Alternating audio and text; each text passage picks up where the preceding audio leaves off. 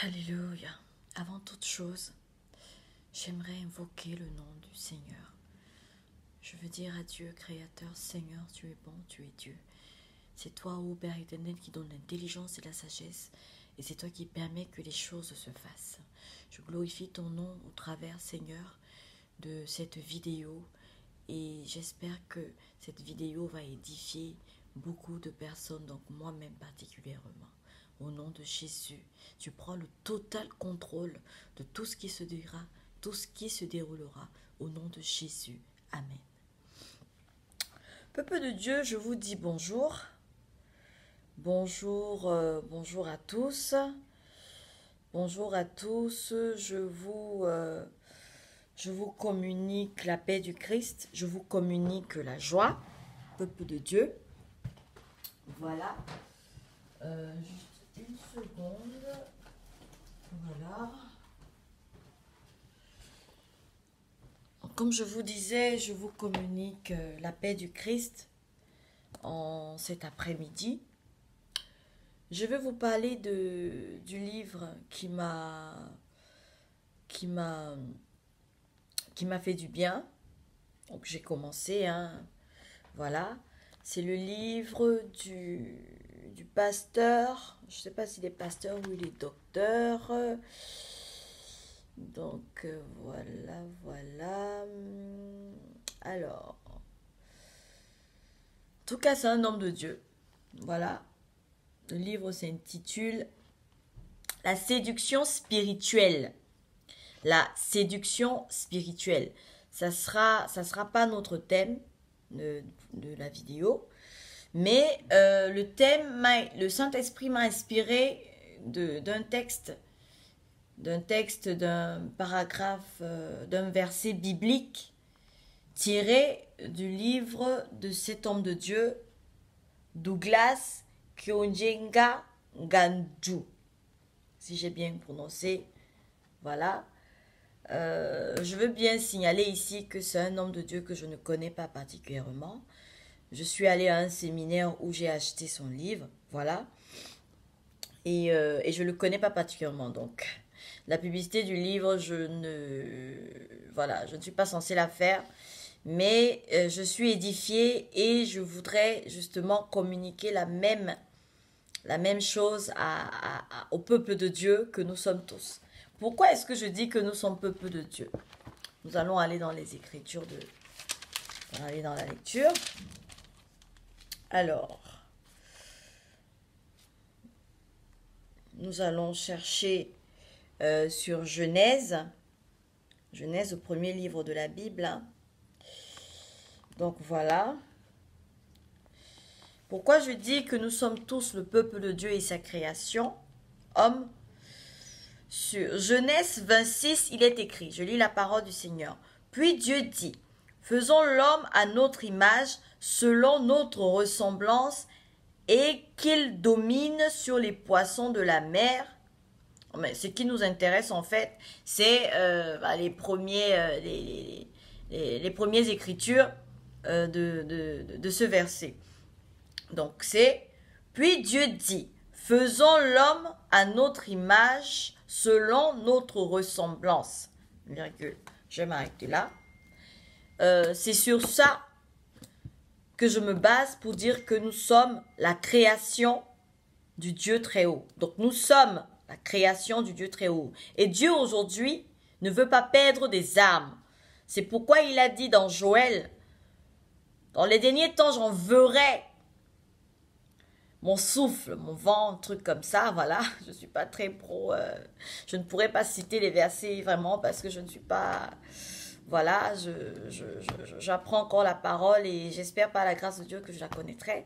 Donc ceux qui connaissent la parole, ils le certifieront que il est écrit dans Joël que dans les derniers temps, j'enverrai mon souffle, et les jeunes prophétiseront, les jeunes, les femmes prophétiseront, etc., etc. Excusez mon français. Donc voilà. Le thème aujourd'hui, on va entrer dans le but du sujet. Le thème, c'est la séduction. Non, c'est pas la séduction. Qu'est-ce que je raconte? Alors, j'arrive. Pardonnez-moi. Voilà, c'est c'est ma première vidéo inspirée de l'Esprit Saint. Pas encore posée, mais vous savez, notre Dieu créateur, c'est un Dieu qui travaille progressivement.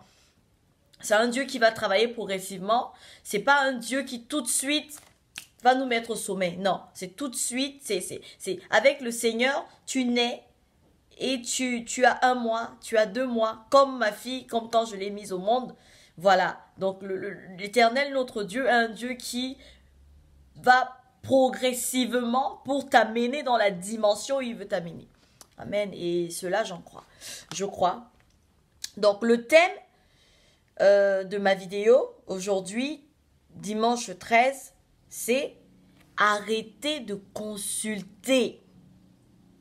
Arrêtons de consulter les marabouts. Arrêtons de consulter les marabouts. Savoir que le Seigneur nous a donné la possibilité de venir vers lui. Le Seigneur nous a donné l'accès par son Fils Jésus, mort sur la croix, de pouvoir s'adresser à lui directement.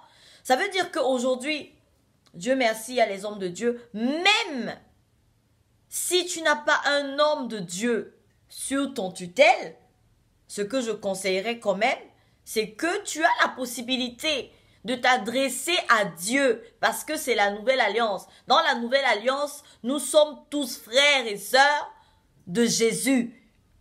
Ce qui veut dire que tu as la possibilité de parler à ton Dieu. Tu as la possibilité de poser des questions à ton Dieu. Tu demandes au Saint-Esprit, Saint-Esprit, je suis disponible, parle-moi. Parle au travers de moi, j'ai besoin de te connaître. Alléluia. Donc, pour ne pas être celle qui parle sans aller dans la parole, parce qu'il faut que quand tu ramènes un sujet, que tu entres dans la parole. Donc, je vais entrer dans la parole avec vous. Alléluia. Ça sera, pour ceux qui veulent noter, ça sera Ésaïe 8, verset 19. Nous allons voir pourquoi il faut arrêter de consulter les marabouts et les conséquences que tout ceci a dans la vie de ceux qui le font. Alléluia. Mais nous avons la chance que la chance, non.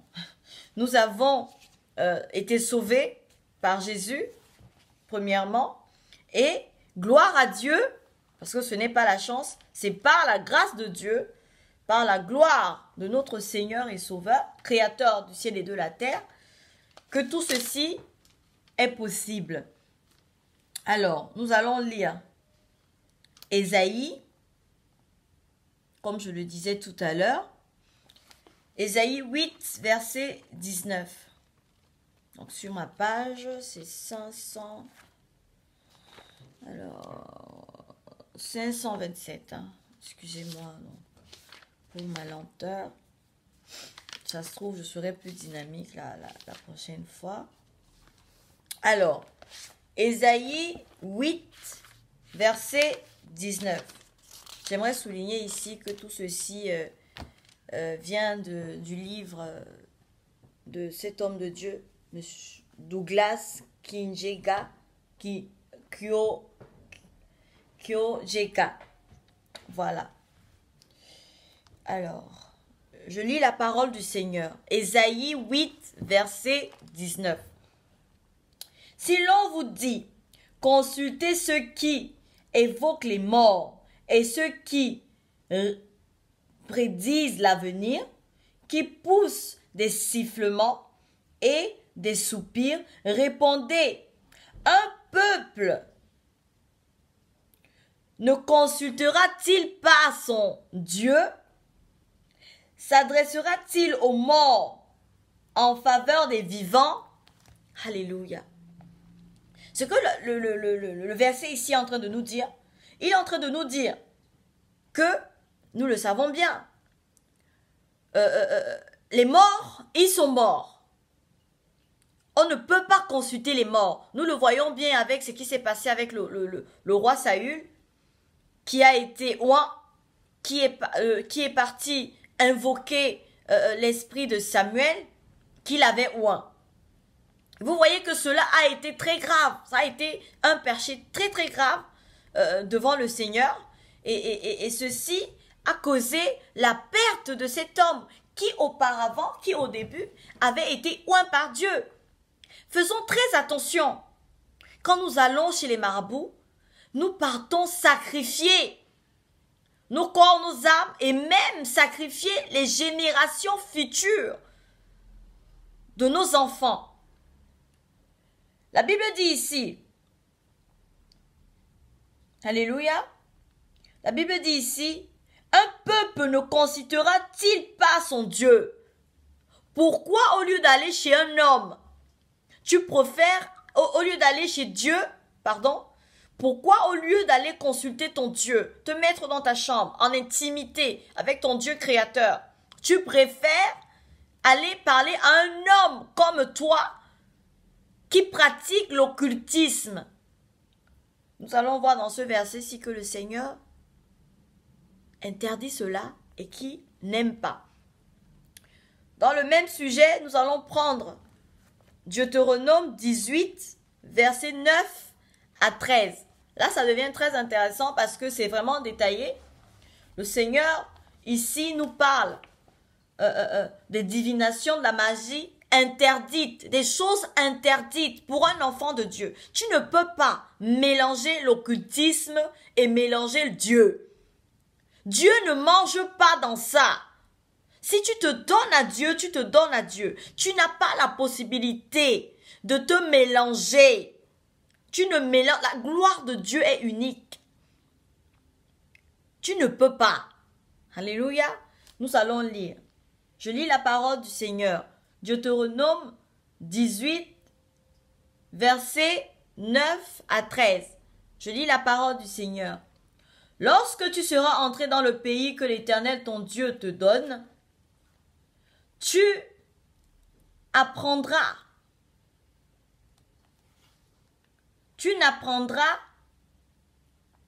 point à imiter les abominations de ces nations-là, qu'on ne trouve chez toi, qu'il fasse passer son fils ou sa fille par le feu. L'Éternel nous dit ici que le Dieu donc, ces marabouts-là, parce que je parlerai de ça et je dirais que à l'époque, j'ai des amis, j'avais des sujets de conversation avec des gens qui disaient que oui, quand tu vas chez le marabout, il te dit Dieu, il te parle de Dieu. Mais je veux te dire que c'est pas ton Dieu, ce n'est pas Dieu créateur du ciel et de la terre dont il parle. Parce que le Dieu créateur du ciel et de la terre, il est contre ça.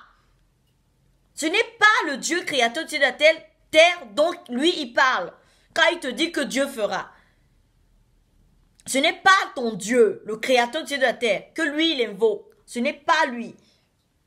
Je continue. Personne qui exerce le métier de devin, d'astrologue, d'augure, de magicien, d'enchanteur, personne qui consulte ceux qui évoquent les esprits ou disent la bonne aventure. Alléluia. Tu es bon Seigneur. Personne qui interroge les morts. Alléluia. Le Seigneur est en train de nous dire ici que même les bonnes aventures, ici en Europe on les appelle les médiums. Il est interdit dès lors que tu as donné ta vie à Christ. Il est interdit pour ton bien, pour le bien de ta progéniture. Ces choses-là attirent les malédictions sur des personnes qui le font. Alléluia. Verset 12. Car quiconque fait ces choses est en abomination à l'Éternel. Tu es en train d'abominer des choses. Tu es en abomination envers l'Éternel. Et c'est à cause de ces abominations que l'Éternel, ton Dieu, va chasser ces nations de devant toi. Alléluia. Donc vous comprenez même que quand tu vas consulter ces choses-là en fait, quand tu vas consulter ces choses-là, tu mets ta destinée dans les problèmes.